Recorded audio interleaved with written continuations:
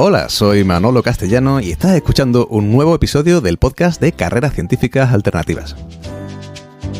Hoy tenemos como invitado a Jordi Ollé.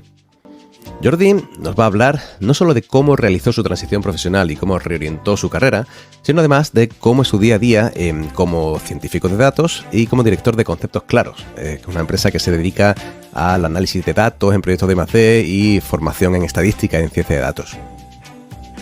Pero antes de la entrevista, quería recordaros que tenéis la web de carrerascientificasalternativas.com, donde encontraréis entrevistas, artículos y muchos recursos sobre reorientación profesional y donde podréis inscribiros para recibir información sobre futuros cursos y talleres de orientación de carrera y transformación profesional para científicos. Además, nuestro equipo lleva años realizando formaciones en empresas y centros de investigación, ayudando a empleados con perfil científico-técnico en el desarrollo de competencias profesionales a través de talleres presenciales y online sobre productividad, gestión del estrés, trabajo en equipo, gestión de conflictos, empleabilidad, uso de redes o networking. Si tu centro de trabajo está interesado en contar con alguna de estas formaciones, ponte por favor en contacto con nosotros en info@carrerascientificasalternativas.com. ¿Quieres escuchar ahora un ejemplo de transición profesional? Aquí tenéis un nuevo ejemplo de carrera científica alternativa.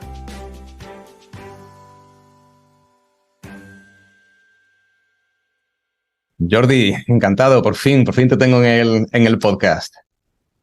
Pues muchas gracias, Manolo, por invitarme. Ha costado un poco, ¿no?, encontrar la fecha, pero ahí estamos, ahí pues con ganas de aportar valor, ¿no?, y de alguna forma explicar la experiencia, que al final es lo que cuenta.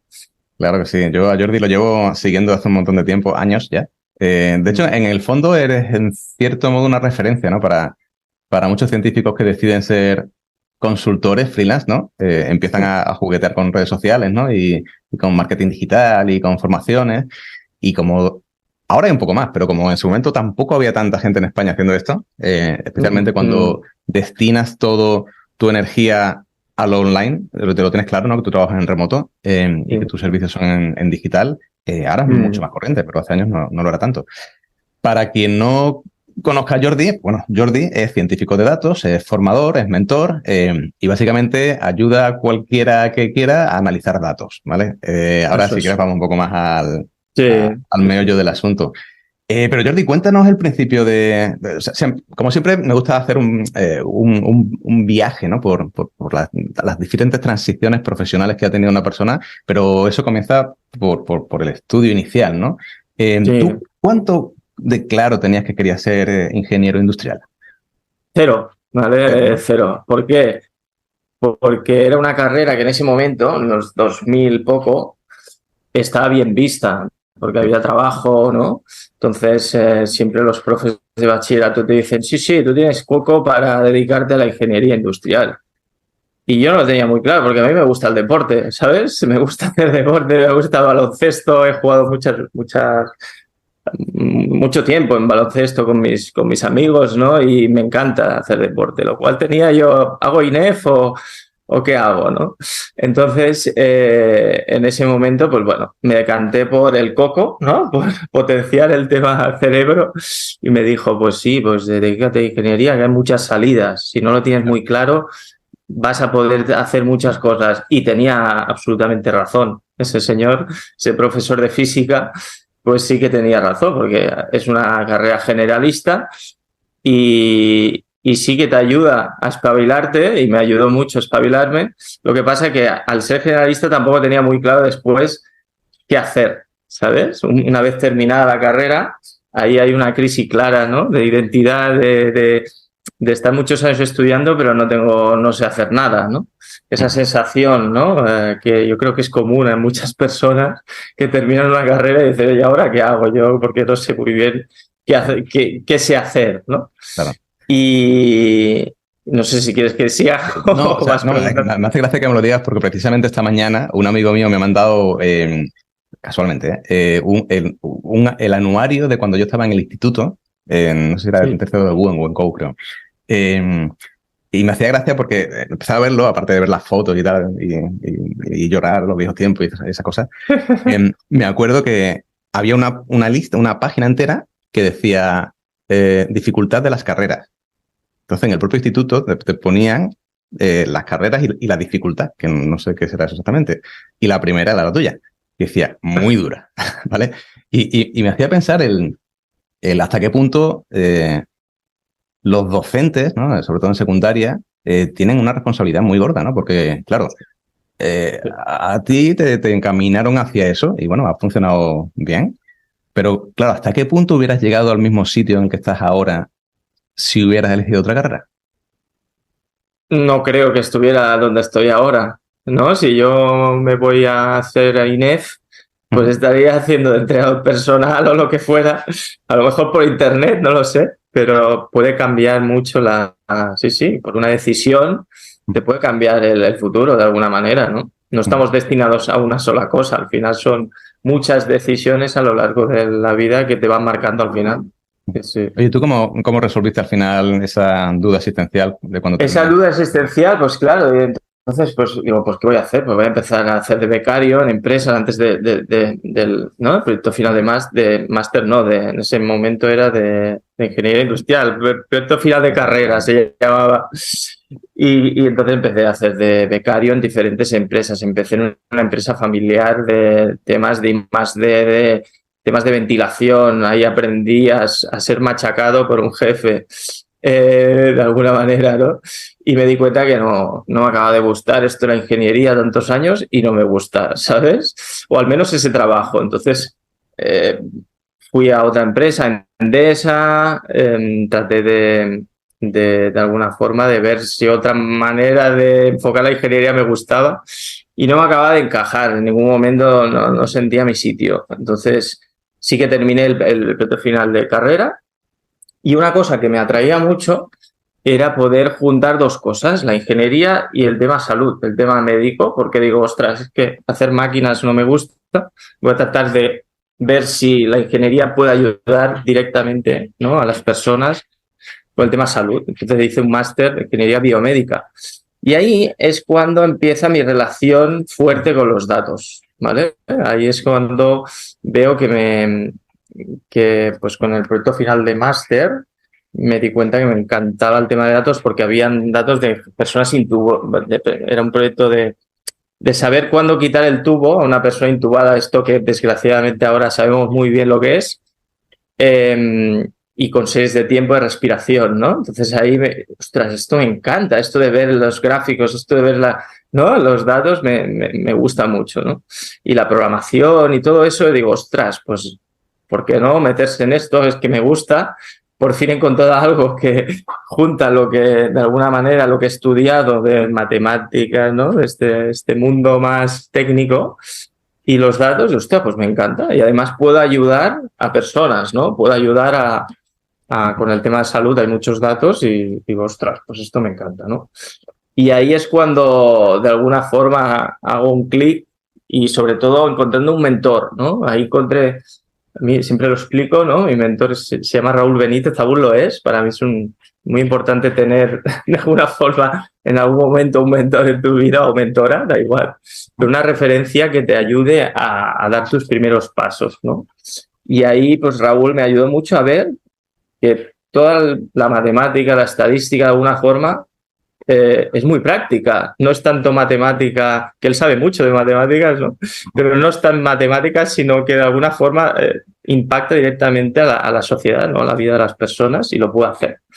Y vi que en lugar de ver fórmulas, ¿no?, vi, ostras, pues los gráficos, si los sé analizar, lo puedo explicar a otra persona y esa persona va a entender que hay un problema detrás, etcétera, etcétera, ¿no? Como una herramienta, ¿no? Para mí es un conjunto de herramientas y ahí es cuando hice el clic que me encantó. Además, Raúl lo explica de una manera muy diferente a los típicos profesores universitarios muy académicos, muy tal, ¿no? Él es muy del tema práctico, del tema que se pueda usar, etcétera, ¿no? Y eso me encantó, ese cambio de ver las cosas. Y gracias a eso, pues bueno, entré en una empresa de aerogeneradores, ¿sí?, siguiendo el tema de datos, porque también ahí había muchos datos de aerogeneradores para poder diseñar mejor, etcétera. Y de alguna forma formé un pequeño grupo de data en el tema de diseño. Y junté de alguna forma el mundo académico, mundo con Raúl Benítez, mi mentor, ¿no? Sus alumnos, ¿cómo se llama? Doctorandos. Vale. Y con la empresa hacíamos como un nexo bastante bonito, ¿no? Y ahí hicimos como un pequeño grupo que trabajaban datos dentro de esa empresa, ¿no? Y ahí es cuando todo empieza y digo, ostras, esto de enseñar, ¿no? Esto de enseñar, de ser yo mentor de otros, pues me encanta porque había varios becarios y estuve 2 años con ellos, ellos encantados, yo encantado, digo, aquí hay algo, ¿no? Aquí hay algo que quiero explotar más, que quiero explotar más. Entonces, de alguna forma son varias cosas que la vida te va diciendo, oye, primer clic, hostia, el mentor que te dice cosas prácticas y que te gusta tal, ¿no? Y después ves que la formación también te encanta, ¿no? Entonces, al final son varias cosas que te van ayudando a despertarte y diseñarte tu camino, que al final es la gracia también. Lo del mentor me parece absolutamente fundamental y hay veces que no nos damos cuenta de la importancia que tiene, ¿no? El darte cuenta de... O sea, el darte cuenta de algo gracias a una persona que te lo muestra, ¿no? ¿Tú cómo conseguiste eso? O sea, ¿cómo se consigue encontrar un mentor? O más que encontrarlo, que comience una relación. Ahí fue el proyecto final de carrera. Al final tiene que ser algo win-win en mi caso, ¿no? Él tenía datos, quería explotarlos, no tenía estudiantes, ¿no? Entonces busqué varios posibles proyectos y hablé con 5 o 6. Y el que más feeling mejor me encontré yo, ¿no? Al final también es saber leer esas señales, fue con Raúl, ¿no? Y ahí es cuando yo le ayudaba a trabajar sus datos y él me enseñaba, ¿no? Es un win-win también la parte de encontrar un mentor. A veces, e incluso si tienes claro que quieres trabajar con una persona, es tratar de ayudarla, ¿no? De ponerse en su papel y decir, ostras, pues yo quiero que Jordi sea mi mentor. Me lo invento, ¿no? Él se dedica a esto, no tiene tiempo, tiene un blog. Bueno, voy a tratar de ayudarle, ¿no? No sé, ideas de una publicación en tu blog. Mira, creo que esto te podría interesar. Hostia, pues si me llega esto, ya es interesante y es un primer contacto muy interesante y puede de ahí salir una relación. Al final es eso, cómo se va haciendo la cosa, ¿no? Y antes has comentado también una cosa que me ha parecido interesante, ¿no? Y es el cómo te aproximaste o cómo descubriste el mundo de los datos a partir de un interés concreto que era el biomédico, ¿no? O el de salud, etcétera, ¿no? Claro, es curioso porque al final con lo que te quedas como enamoramiento, digamos, es con la herramienta, no con el sector en sí, pero gracias al sector consigues la herramienta. ¿Tú crees que esto es lo corriente? O sea, ¿los científicos de datos están interesados en los datos o llegan a los datos porque le gusta algo en concreto? Cuéntanos. Yo creo que hay 2 perfiles, un más friki de datos, que da igual donde trabaje, que le está bien, y lo que quiere es pues, ver gráficos y ya está. Y otros más románticos, quizá como yo, ¿no? Que vamos desde el punto de vista más de ¿para qué me va a servir esto, no? Entonces, a mí me encanta trabajar datos de salud, me encanta. Priorizo estos tipos de proyectos y también datos de deporte. ¿Por qué? Porque son las temáticas de alguna forma que también me gustan, ¿no? Lo cual priorizo al final incluso servicios de este estilo. Trabajar para empresas también, ¿no? Cómo gestionar una empresa con datos y demás, pero yo no me siento tan cómodo, ¿sabes? Entonces, yo creo que hay 2 perfiles de científico de datos, el más friki tipo datos, me da igual lo que sea, busco simplemente analizar datos, y otro, pues que más romántico como yo, ¿no? Que lo que quiere es impactar de alguna forma en temáticas que le gustan.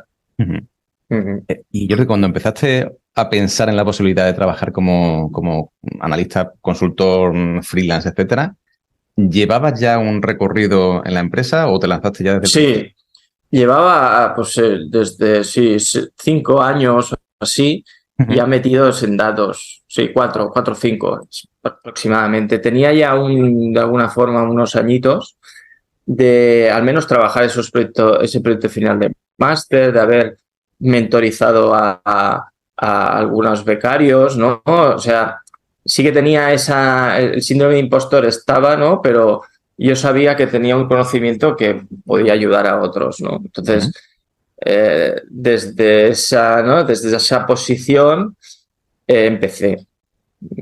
Sí, Muy bien. sí. Hay Y una con cosa que has el... dicho que me suenan las alarmas positivas y es el decidir que quieres convertirte en consultor y a lo mejor pues para hacerlo tienes que trabajar a veces como autónomo, otras veces no, pero porque quieres ayudar a los demás. Sí, ¿Hasta qué yo al final punto, es eso. hasta qué punto piensas tú que eso es lo que Pero define el que uno quiera trabajar como freelance, más que trabajar por cuenta ajena? bueno, trabajar como freelance al final tiene que salir, desde mi opinión, desde algo muy interior, ¿no? De algo que te mueva mucho. Por eso muchas horas, muchos fracasos y muchas mierdas, ya te lo digo claro, que tienes que comerte. Lo cual tiene que salir de algo que realmente te mueve y te guste. Y en mi impulso eran básicamente dos. Uno era los datos que me encantaban y quería explotar ese conocimiento para llevarlo a otro sitio, no solamente a esa empresa.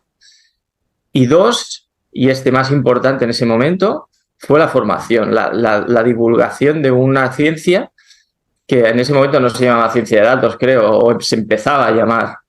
Pero sí que explicar las cosas de otra manera que a mí no me explicaron. Es decir, a mí me costó mucho entender todo esto de manera práctica y al final lo que quería era eso, ostras, si yo consigo transmitir esa manera como lo veo a otros perfiles, ya sean, me da igual, periodistas, médicos, me da igual, psicólogos, y que lo puedan aplicar, ostras, podemos, desde ese impulso es cuando me motivaba mucho, ¿no? El hecho de lanzarme, sobre todo en la formación al principio fue.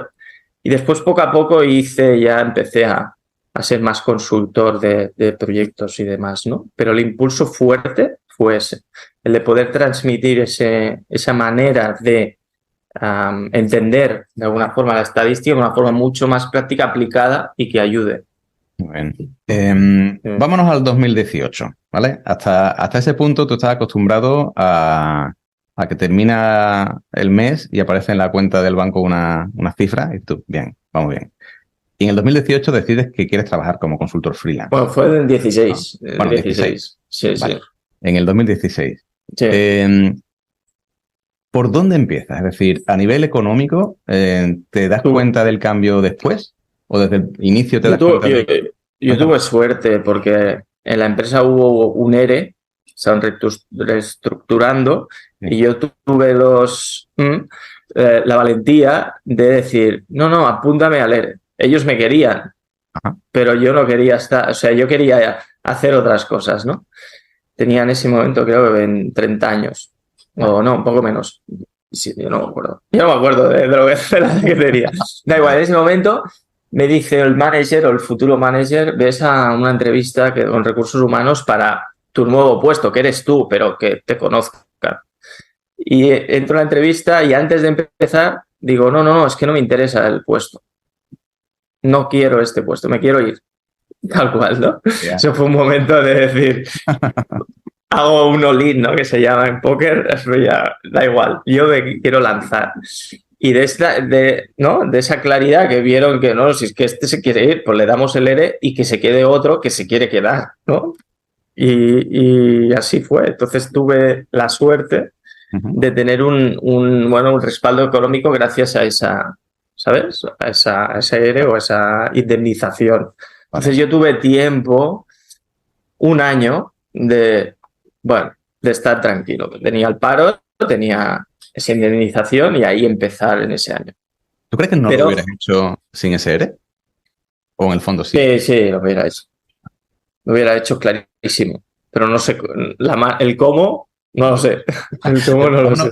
Vámonos a ese cómo. A ver, ¿cómo se empieza todo esto? Yo empecé desde ese impulso que te comentaba, ¿no? Del compartir conocimiento. Pues yo creo en ese entonces los blogs era como algo que había pocos que lo hicieran, 2016. Y yo empecé con el blog, conceptoshouse.com, que aún está activo y espero que tenga tiempo de poder publicar o seguir publicando, que hace tiempo que no lo hago. Y empecé trabajando de alguna forma esas publicaciones con mucho amor, ¿no? Para compartir conocimiento de estadística, de tal. Y de alguna forma ahí ese blog me generaba una serie de contactos. Al final estos contactos que son unos mails, ¿no? Y desde ese momento pues tenía una base de datos que iba creciendo de personas, de emails en este caso. En tu caso, si no quieres escribir un blog, puedes tener una base de datos de personas, una lista de contactos que tú tengas, ¿no? Entonces, claro, con un blog es como mucho más rápido llegar a más personas, ¿no? Y que te vayan conociendo poco a poco. Y yo lo compartí con mis contactos, con los contactos de los contactos, con todo el mundo que podía. Empecé a hacer ruido dentro de lo que yo conocía en ese momento. También me hice un lugar en las redes, sobre todo en grupos pequeñitos de Facebook y demás, que ese entonces se utilizaba. Y con eso, pues, iba publicando, iba compartiendo valor sin esperar nada a cambio, es decir, simplemente he hecho horas de publicación porque me está gustando mucho, me gusta explicar incluso algunos vídeos y demás, y hasta que tuve pues una serie de seguidores, ¿no?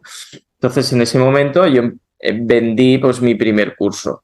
Como el impulso fuerte era la formación, pues yo quería vender ese curso online en ese entonces. Entonces empecé de esa manera.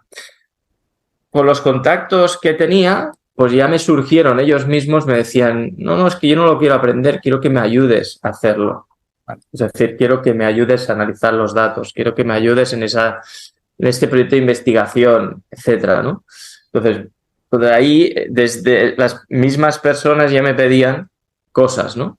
¿Tú te dabas cuenta de que estabas haciendo prospección de mercado o no? ¿O te diste cuenta? En ese momento era como, me lanzo a hacer un blog, me gusta, y ya me irán explicando lo que es. Yo iba haciendo, ¿sabes? Bueno. Entonces, claro, me enseñaron a hacerlo, claro, me enseñaron a escribir. Yo no escribía desde entonces. Mi madre siempre me ha dicho que soy muy malo escribiendo y me dedico casi a eso. O sea, ¿te refieres a que tuviste formaciones para... Claro, formarme para saber compartir conocimiento de una forma digna, ¿no? No tan técnica, sino bajarme más aún. Empatizar con el lector, saber, ¿no?, cómo comunicar eso. Y eso es muy importante cuando eres freelance o empiezas, saber comunicarte, creo que, y empatizar con quién es realmente tu cliente o tu lector, en mi caso pues es la clave, una de las claves. Y a partir de ahí, pues bueno, me pidieron servicios, servicio de análisis de datos, entonces definí un servicio ad hoc con lo que me pedían, más o menos. Es decir, y empecé en paralelo estas dos cosas. Bueno, estas tres, ¿no? El blog, este curso online inicial, que también era muy ad hoc de los contactos que se habían inscrito, y ese servicio que era muy ad hoc de los que los clientes querían en ese momento, ¿no? Y a partir de ahí es ir recorriendo el camino. Bueno, el principio yo creo que a muchos nos pasó, ¿no? Que el blog, en aquella época era el blog. Sí, por ahí había que empezar. Sí.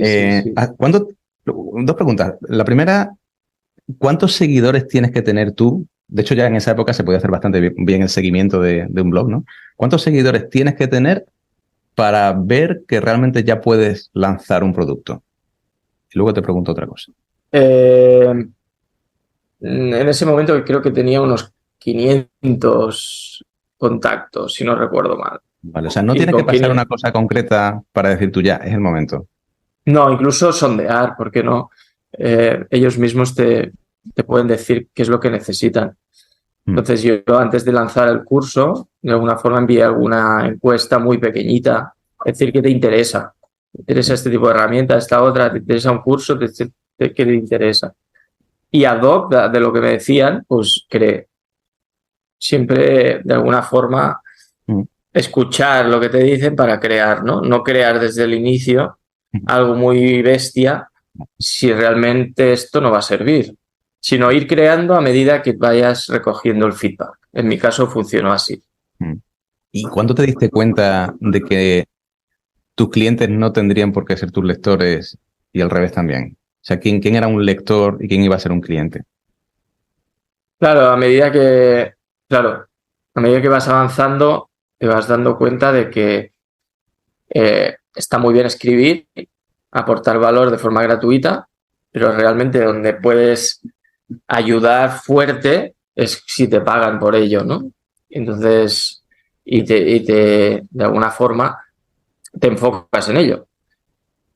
Y claro, es muy diferente una persona que te pueda pagar, que te pueda y quiera pagarte, de una persona que solamente consume el contenido, que ya me está bien que consuman, no hay ningún problema. Al contrario, me gusta que consuman el contenido, ¿no? Pero sí que es verdad, para pagarte facturas y para poder tener energía como freelance, tienes que cobrar y tienes que, de alguna forma, ofrecer servicios, ¿no? Y yo creo que ahí esto empezó después de un año de hacerlo por inercia, empecé a pensar, hostia, esto ya empieza a ser un negocio. ¿Sabes? Esto es un negocio. No es Jordi está jugando, viendo a ver cómo le va a ir, sino, no, esto funciona. ¿Sabes? Y esa mentalidad no fue después de un año de trabajar el blog y demás. Claro, sí. Y imagino que después te hace cambiar incluso qué escribes, ¿no? O la forma de escribir. Claro. Y optimizas más el tiempo, ¿no? No me pasa de toda la vida escribiendo de forma gratuita, que sí, que se puede hacer y está muy bien, pero yo tengo que pagar mis facturas y esto eso es así. Entonces, la forma de escribir cambia, la manera de escribir los correos también, todo va cambiando, incluso la manera de crear nuevos cursos o ofrecer nuevas maneras de servicio como un mentoring, ¿no? Ofrecí también mentoring.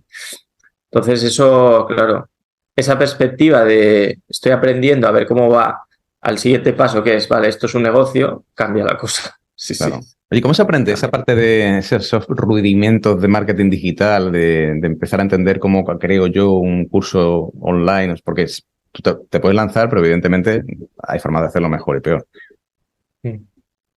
¿Cómo se aprende, dices? Claro, tú tienes básicamente siendo alumno de algún curso online, vivir la experiencia de ello y de alguna forma tener a alguien que te ayude en eso, porque vas a ahorrar muchas horas y euros y de todo. Alguien que te tienes que buscar, un mentor o una mentora o una persona que quiera ayudarte a crear todo esto. ¿Por qué? Porque vas a ir mucho más tranquilo. Sí, si no vas, muy complicado. Hacerlo tú solo es muy complicado. Claro, tú viste muy claro eso desde el inicio, pero ya han pasado unos años.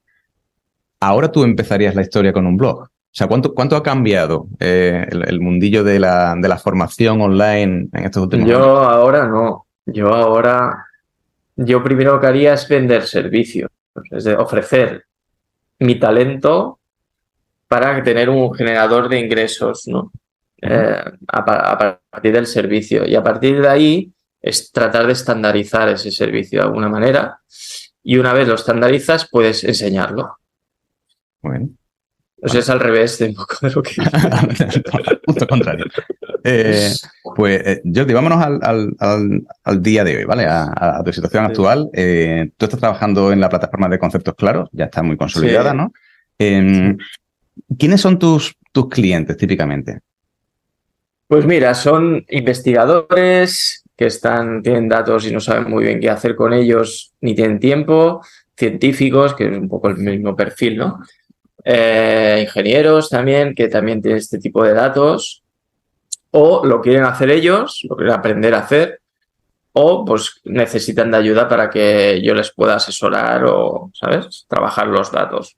Entonces, básicamente esto es como el núcleo principal, investigadores, científicos e ingenieros, pero aparte pues llegan perfiles mucho más diversos porque la ciencia de datos es transversal, ¿no? Es una disciplina que se puede utilizar en muchos campos siempre que haya un problema y datos, ¿no? Entonces puede haber pues desde preparadores físicos hasta médicos sí que tengo bastantes, sí que es verdad, biólogos, periodistas, informáticos, evidentemente, tenemos dentro de los ingenieros, y otros perfiles que no de economía, ¿no?, de ADE y demás, que también les puede interesar los datos. Entonces, de alguna forma la ciencia de datos siempre digo que es como tres grandes cosas. Una es la temática que tú eres experto o quieres ser experto en esa temática, la temática de los datos, la problemática de los datos. Después hay una parte que es la estadística de la matemática, que tienes que conocerla, que es herramientas de cómo transformar los datos y sacar valor. Y después hay una parte de programación o de herramientas más de softwares, ¿no? Estas tres patas. Entonces la ciencia de datos, ya digo, si la primera pata la cambias, en lugar de salud la cambias por periodismo, pues puede haber periodistas interesados en esto, me explico. Entonces, esto sería un poco mis clientes ahora mismo, mis alumnos, sería de estos ámbitos, sí.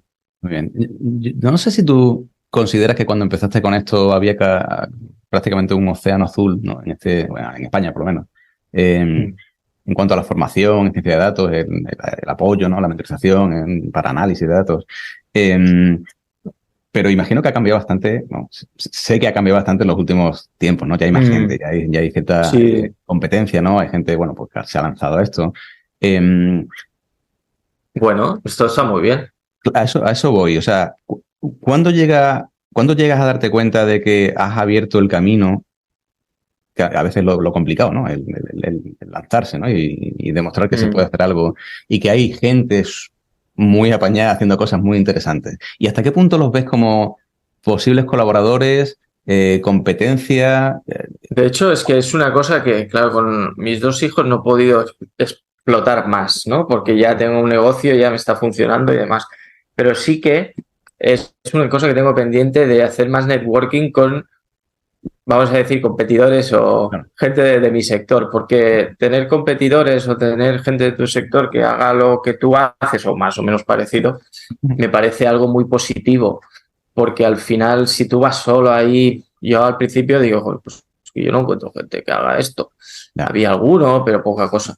Digo, cuanto más personas seamos, yo creo que más diversidad y la gente, siempre hay un hueco en el mercado, porque si hay gente es que hay mercado, ¿no? Entonces, y es una cosa que tengo pendiente de poder, pues, tener más networking con personas como que están haciendo algo parecido a lo mío. Y eso me gustaría. Y es un tema que hay que hacer, pero con la paternidad doble que he tenido los últimos 3 años ha sido complicado. Y Jordi, eso me lleva a otra pregunta que está un poco relacionada con esto. Tú, yo creo que eres un claro ejemplo de persona que está a gusto siendo freelance. O sea, decidió en su momento trabajar como consultor, ¿no? Autónomo, y posiblemente tu propia vida funciona alrededor de eso, ¿no? De yo decido cuál va a ser mi día a día, ¿no? ¿Llega algún momento en el que te das cuenta de que quieres hacer un paso más, algo más, para lo cual ya empiezas a tener colaboradores? Esos colaboradores a lo mejor ya se pasan a formar parte de un equipo, creas un equipo, y a lo mejor ya no es Jordi trabajando, sino una marca a la que trabaja y tú eres el CEO de esa marca. ¿Cómo se lleva esa posible transición cuando empiezan a funcionar las cosas? Estoy en ese punto. De alguna forma lo he frenado un poco, pero estoy en ese punto. Pero con temas personales, bueno, me he quedado de alguna forma en este estilo que me va bien ahora. ¿Por qué? Porque la energía, pues tienes que de alguna forma dosificarla y repartirla según tus valores, criterios y momento en la vida, ¿no? Claro. Y entonces yo podía vamos a hablar así mal, ¿no? Yo podía haber crecido mucho más y hacer mucho más dinero, pues invirtiendo mucho más horas, estrés y demás. Quiero esto, quiero de verdad eso. En este momento no, ¿vale? Entonces, lo bueno de ser freelance o malo es que tú decidas un poco el destino de hacia dónde vas. A veces es malo porque me da miedo tomar esta decisión o me da...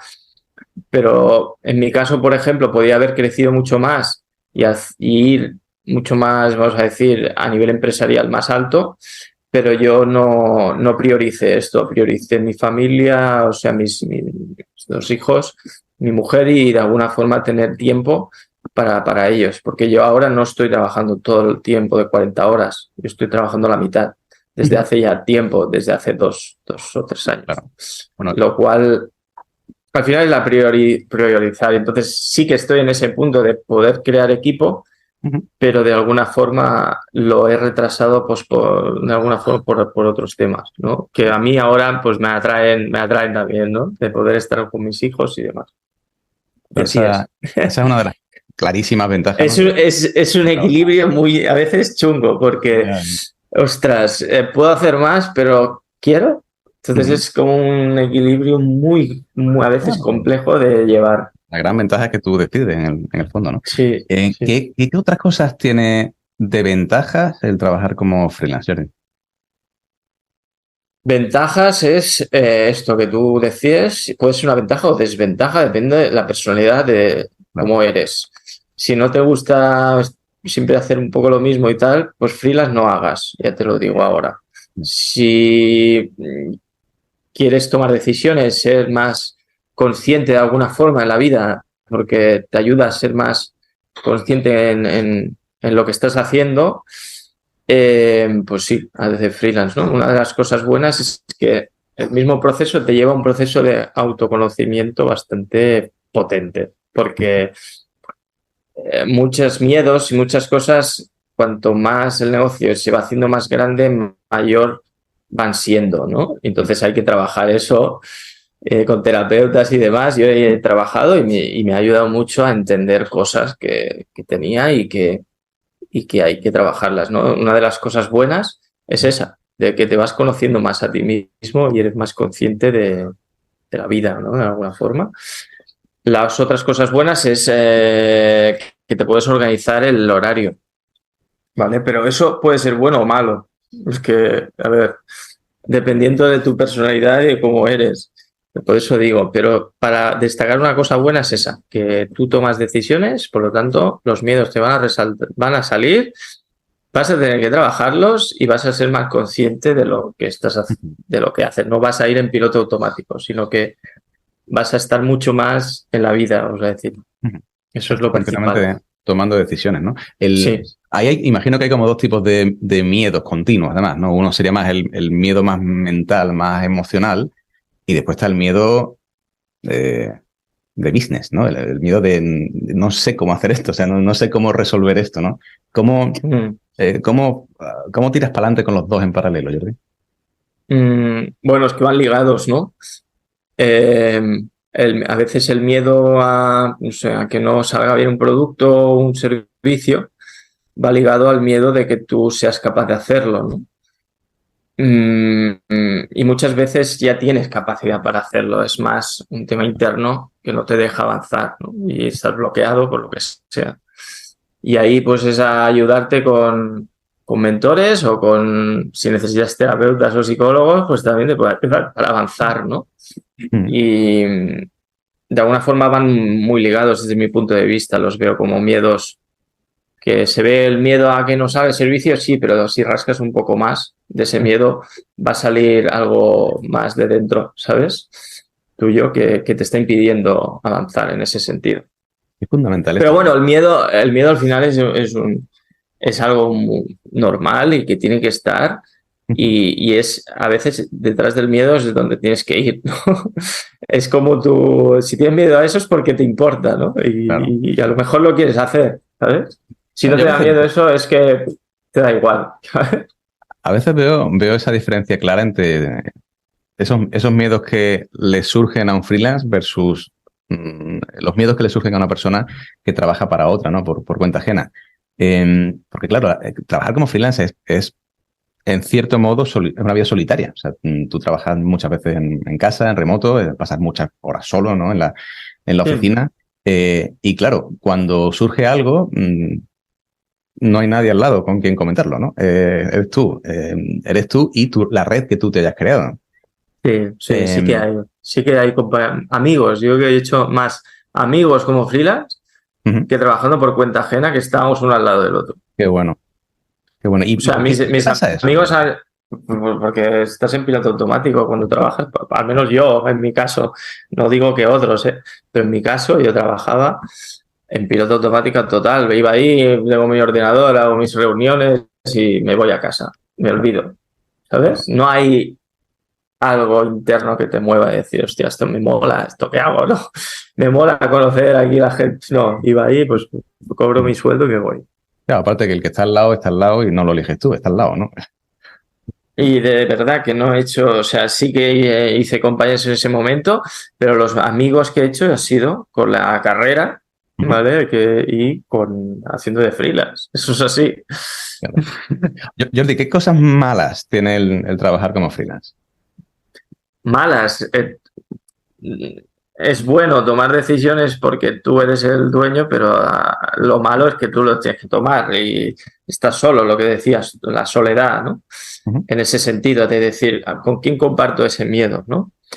Eso hay maneras de hacerlo, puedes meterte en grupos y demás y conocer a otras personas que están como tú y ayuda muchísimo a hablar con ellos y te ayuda un montón a compartir mierdas, miedos y cosas que no sabes muy bien qué hacer en ese momento. Entonces es una de las cosas jodidas. Otra cosa jodida es cuando empiezas el tema económico. Claro, al menos un año tienes que estar picando piedras sin tener un retorno claro. Y yo diría que 5 años hasta que no sea un buen sueldo. 5 años para que te retorne bien. Entonces, eso hay que tenerlo claro. Si te lanzas en esto, tienes que tener 5 años de paciencia y de trabajo. Claro. Y después ya vendrán los premios si tienen que llegar, ¿no? Pero esto sería. Y una de las cosas malas que freelance no es buscar de alguna forma el dinero porque sí, sino que te tiene que mover de dentro. Para mí es bueno, ¿no? Pero te tiene que mover algo de dentro mucho porque vas a estar muchas horas con eso. Si no, te vas a caer. Seguro, estoy segurísimo. Si no te mueve de dentro, mal. Tiene que ser algo un poco más allá de quiero ser freelance porque quiero trabajar desde casa. Vale, sí, pero algo más. Busca algo más que si no, lo vas a tener difícil.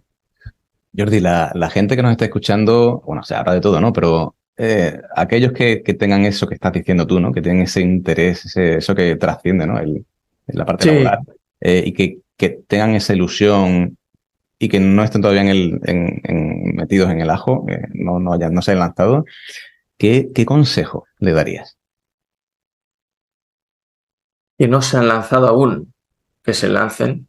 Si hay esto, se lancen ya, aunque sea part-time, da igual. Recorre el camino, recorre y ya te vas a espabilar, pero ponte a caminar. Sí. Eso es lo que le diría. Si tiene esa cosa de dentro de decir, hostia, esto me da miedo, pero me mola muchísimo. Empieza a andar.